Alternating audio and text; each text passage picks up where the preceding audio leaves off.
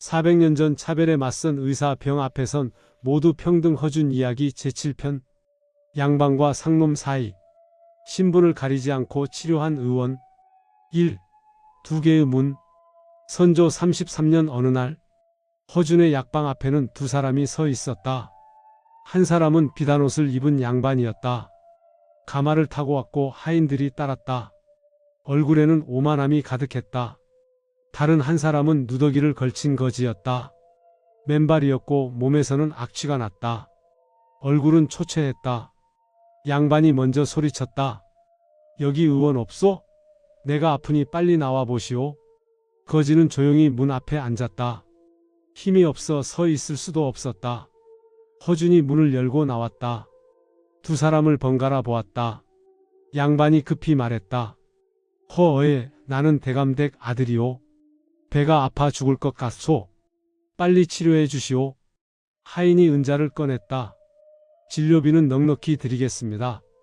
허준은 양반을 보지 않고 거지에게 다가갔다. 무릎을 꿇고 거지의 맥을 짚었다. 언제부터 아프셨습니까? 거지가 희미한 목소리로 대답했다. 사흘째입니다. 양반이 화를 냈다. 허어이, 내가 먼저 왔소. 저런 거지보다 나를 먼저 봐야 하지 않토? 허준은 조용히 대답했다. 환자는 신분이 없습니다.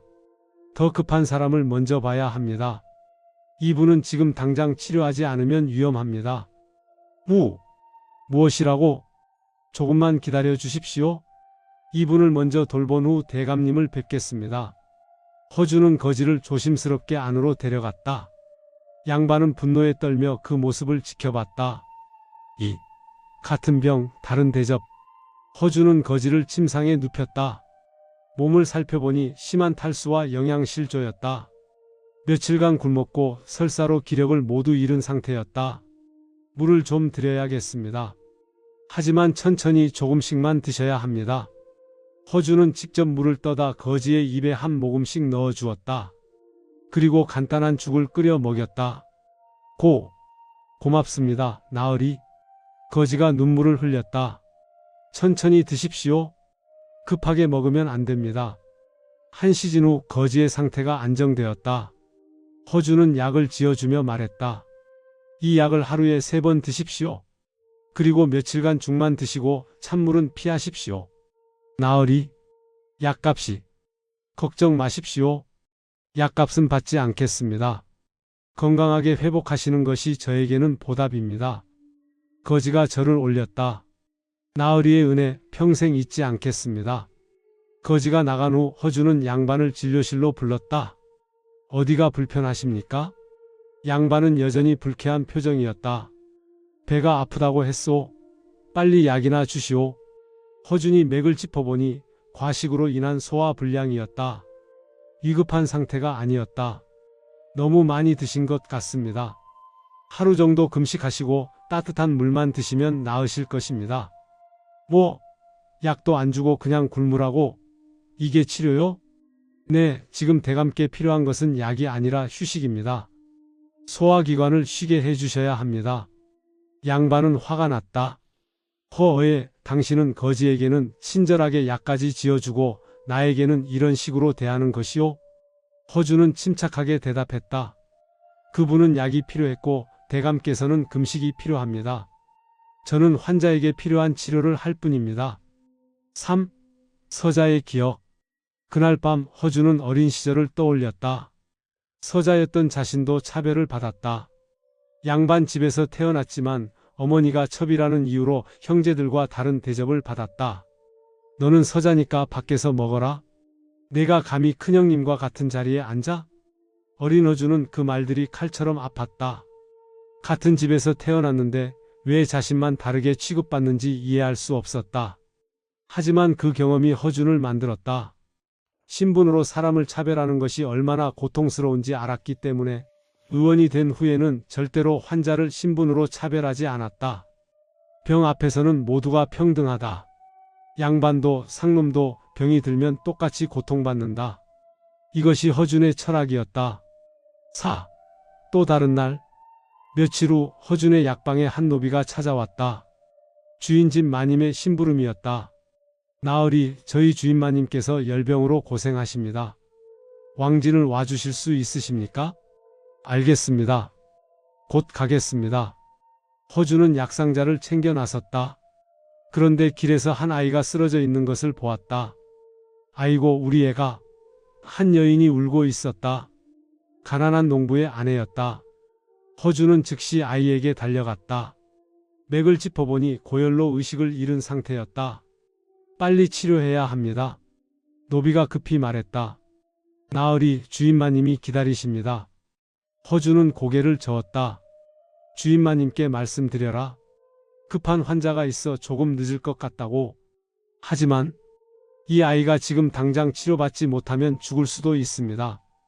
주인마님의 병은 제가 조금 늦게 가도 괜찮을 것 같습니다. 허준은 즉시 아이를 치료했다. 침을 놓고 해열제를 먹였다. 한 시즌이 넘게 걸렸다. 아이가 깨어나자 여인이 허준에게 절을 올렸다. 은인이십니다. 우리 아이를 살려주셔서 다행입니다. 며칠간 잘 돌보시면 완전히 나을 것입니다. 그제야 허준은 양반 댁으로 향했다. 하지만 양반 부인은 화가 나 있었다. 허어에 내가 부른 지 2시즌이 넘었소. 대체 무엇을 하다가 이제야 오는 것이오? 죄송합니다. 급한 환자가 있어서. 급한 환자? 나보다 더 급한 환자가 있단 말이오. 나는 양반가의 부인이오. 허준은 차분하게 대답했다. 의식을 잃은 아이가 있었습니다. 지금 당장 치료하지 않으면 위험했습니다. 그래서 나를 기다리게 한 것이오? 죄송합니다만 저는 더 위급한 환자를 먼저 봐야 합니다. 그것이 의원의 도리입니다. 오!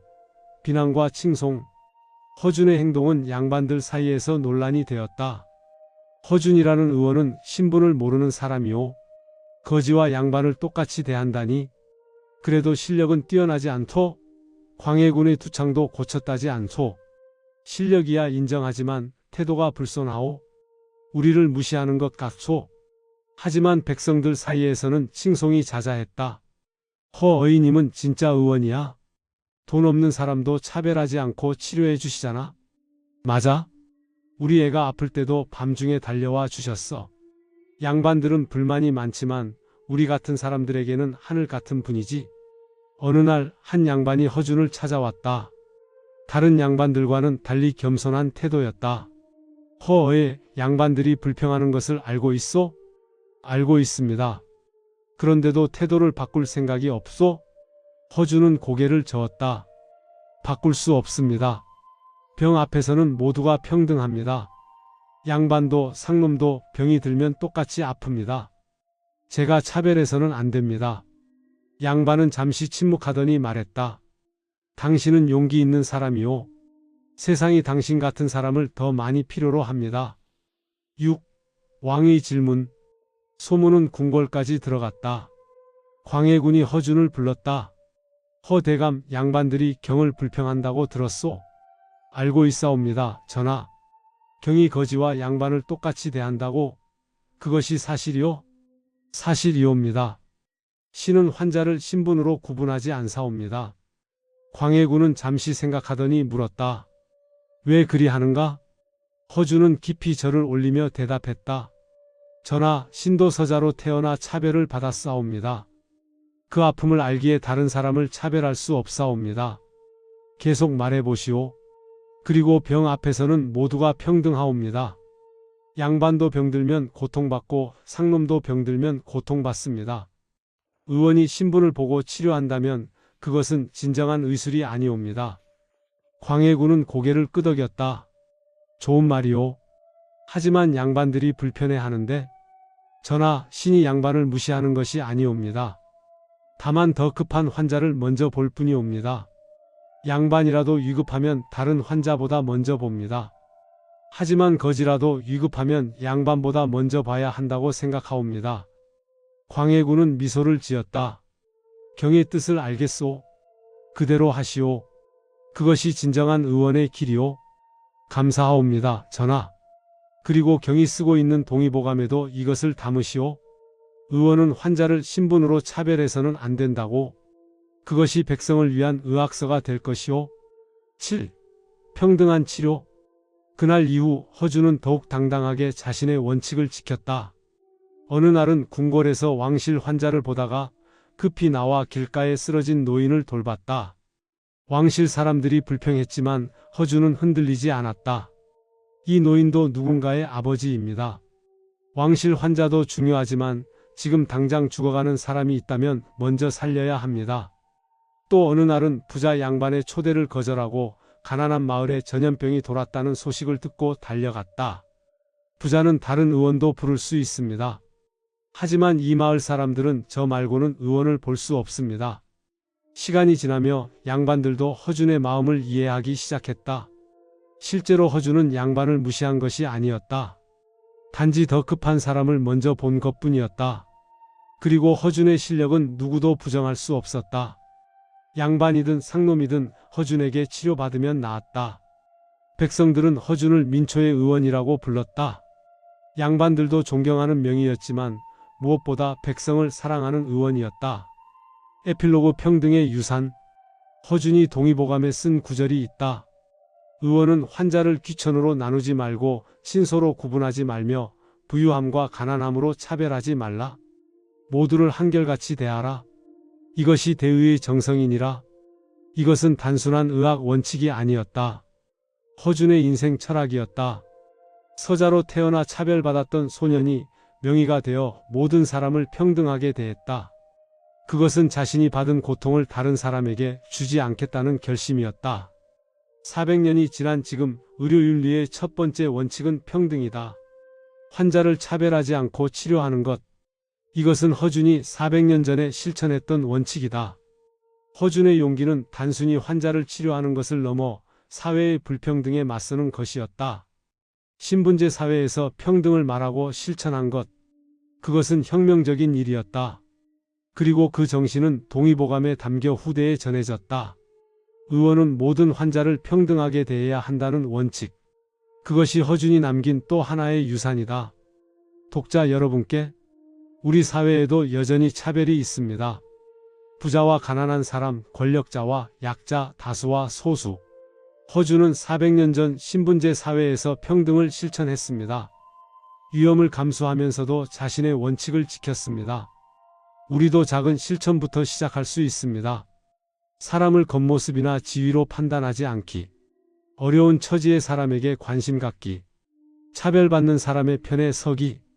허준이 보여준 것처럼 진정한 전문가는 실력뿐 아니라 올바른 가치관을 가진 사람입니다.